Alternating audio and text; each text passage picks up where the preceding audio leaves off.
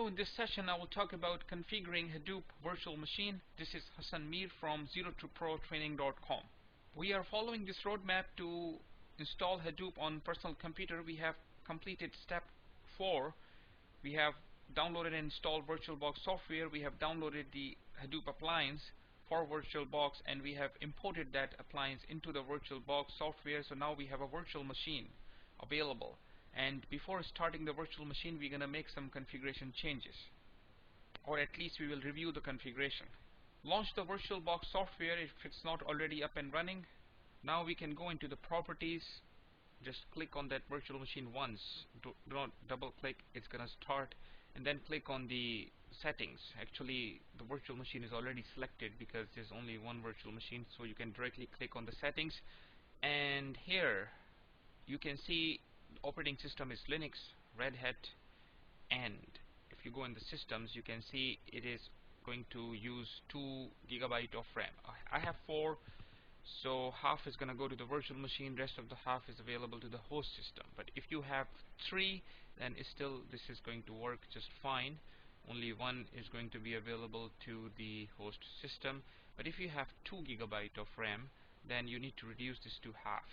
You need to say, okay, 1 GB will go to the virtual machine. Remember, half is 1024 of 2048. So 1 GB is 1024 megabytes. Okay, it's always best to use the multiples of 1024. There are a few bugs in VirtualBox that comes up if you do not use multiples of 1024. Okay, so this is the number you're gonna put if you have in total 2 GB of RAM, and so I'm going to change it back to 2048. Okay, so this is for the RAM. Now we need to go to the processor, which is the second tab under the system section. Here, system will try to use 2 cores. So if you have quad core CPU, then 2 is fine. If you have dual core, then you need to change this to 1. It might work with 2 as well, but 1 would be better. If you have 1 CPU without any cores, just put 1 here. I'm gonna stick with 1. Keep in mind, this is a virtual machine, and system will try to dedicate hardware resources to virtual machine based on these settings. Now we go to the network.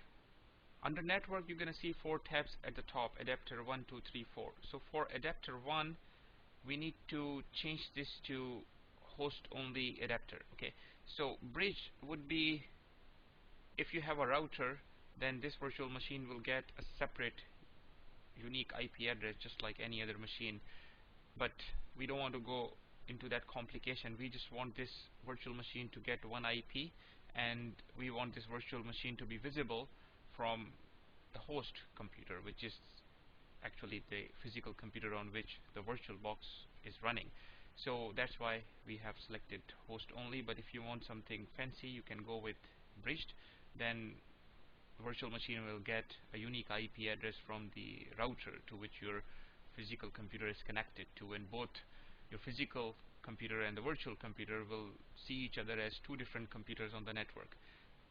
Okay, so host only for us, and adapter 2 we're gonna change to NAT, and 3 and 4 not test. So let's go back to adapter 1, and everything else is fine. Click on OK. To understand the difference between NAT, bridged, and host only, there's a video that I have posted, so you can look into that for details. Now this virtual machine is ready to be started.